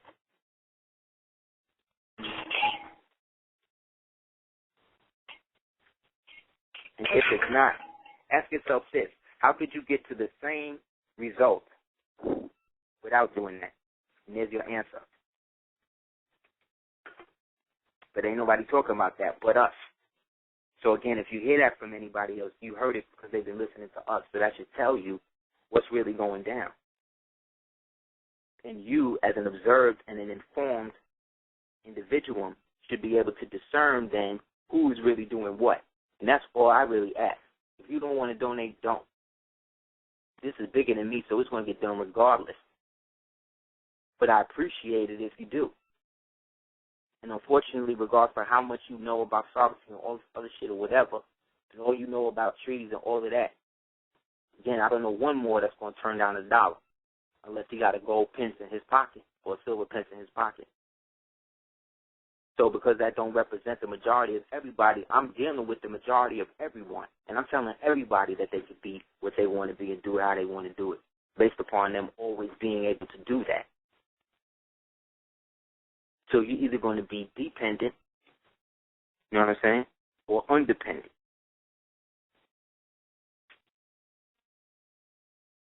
So, again, with the brother going out, this led to a giant string of tornadoes in what they call Tornado Alley.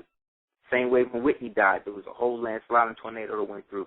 Same way when Don Cornelius died, there was a whole tornado. Same way when Etta James went down, there was a whole tornado and an earthquake. These are not occurrences. It will be an occurrence if it happens 1 time out of 10. This is happening 10 times out of 10, and ain't nobody acting like this shit ain't somehow connected. You are. Yes, I am. You're right. But in that, I am not so vain to think I'm the only one that's seeing that. I'm saying if you are, that means others are. That's what I'm trying to say. So in that, I'm just the manifestation, if you will, of myself and your desire for something else that corroborates shit that's not going to give you all of the headache and the drama. That's me.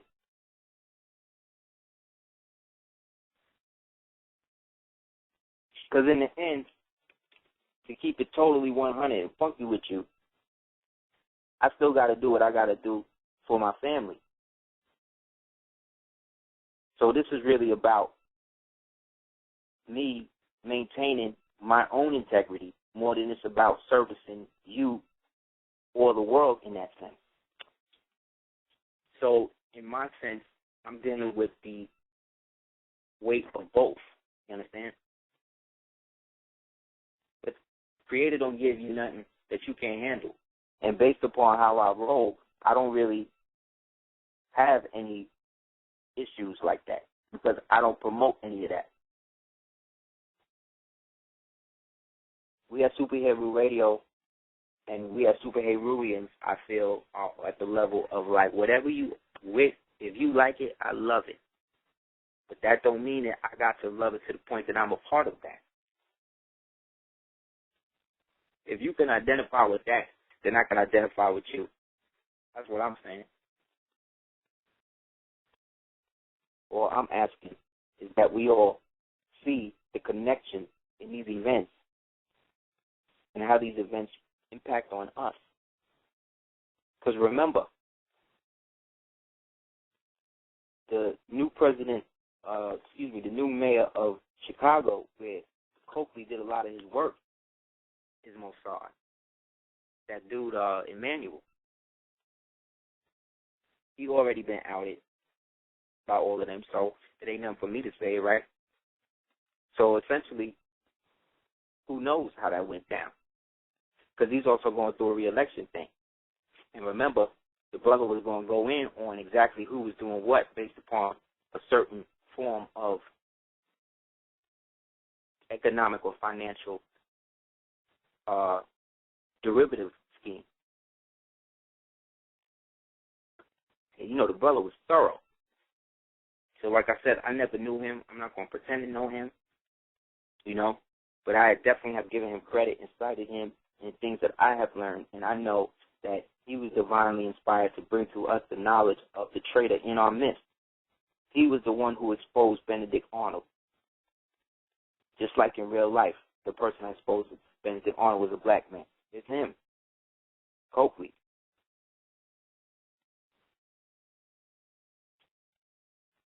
In those days that he was out and they was doing whatever they was trying to do to him and keeping him and moving him from hospital to hospital, those are days that they're going to make movies about. And when you see these movies, you got to do the honest if they ain't do it already. Because people like him or people like Khaled, because he's also the one that bust down the Khaled assassination. He was our grand analyzer. He was our grand master of the chessboard. You understand? Forget Bobby Fischer, forget these other dudes. Coakley was the head of that. Regardless of what people may have thought about him personally or whatever, I'm talking about his work and what he did, what he gave us. What in the end, we did not protect him from. Same thing with Myra. We were encouraging her to do physical things, to become more active, to get off of some of the things that she was doing herself in with. But these are the behind-the-scenes things that go down in this whole thing that people are not really privy to and maybe are not supposed to. Maybe it's supposed to be interpreted like this because someone else who is going through the same situation at the same time may say something different. And then it's up to you. Again, it's always up to you. So I don't blame people for following charlatans, but at the same time, I can't pity them neither. Because ignorance of the law is no excuse, even in the law of Ma'at.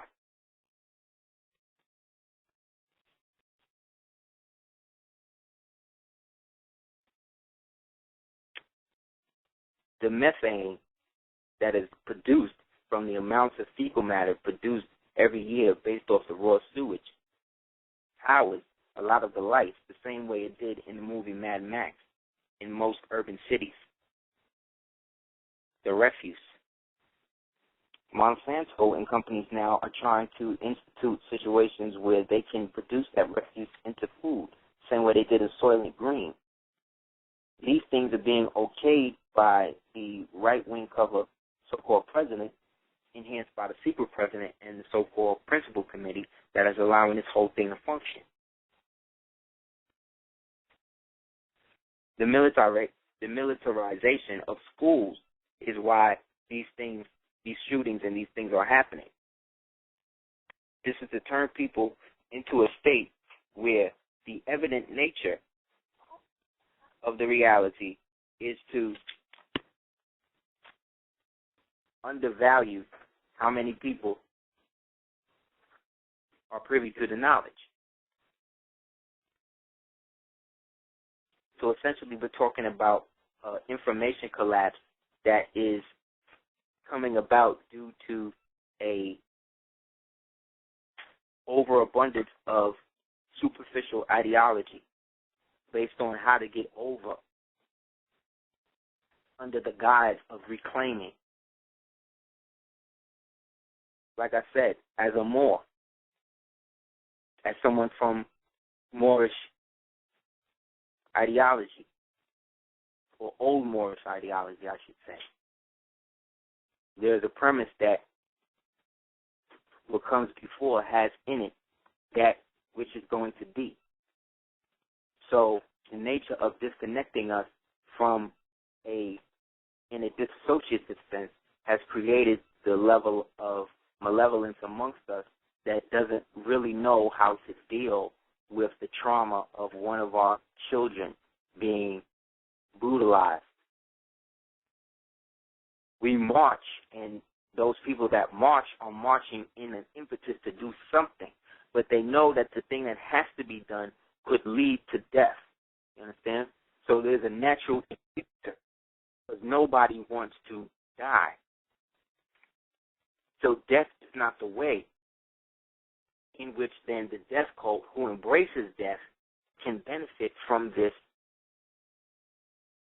opposition to war that exists in all true sentient beings. So all we got to do is function within ourselves and figure out a way to get past that. A way to do it honest and to purge ourselves of the negative secrets of others.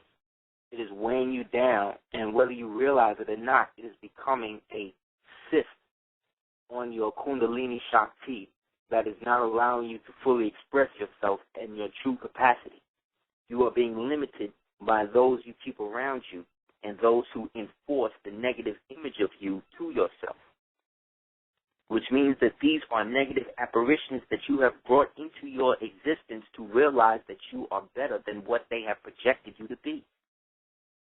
You are your own personal savior in the sense that God exists within you.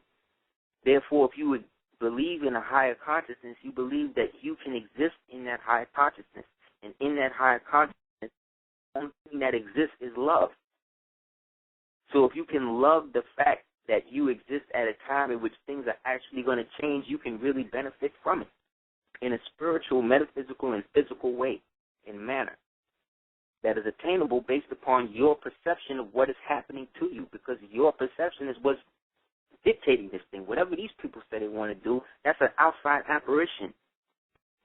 That is something that is being used to steer you away from who you and what you really are, and it's okay, man. So again, holler at us at houseofl@hotmail.com. You can check out some of our products at www.aseertheduplicates.com. You can also check our hit me up, like I said, at houseofl@hotmail.com.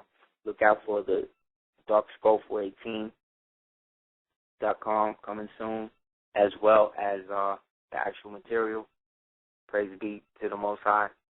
And thank you guys for the support and the donations that you have given. Again, I'm not talking to anybody that's ever participated and donated to us. I'm not talking about you, of course. I'm talking about, well, we're talking about people in general. This is really being run literally on a shoestring budget. And because I'm not flossing and all of that, I'm not a salesman. I'm somebody that's going to keep it totally real with you as best as I can. And inshallah, you keep it real with me and my family. So with that, Super Heru Radio signing out. Be well. Inshallah, we'll see you Friday. Peace.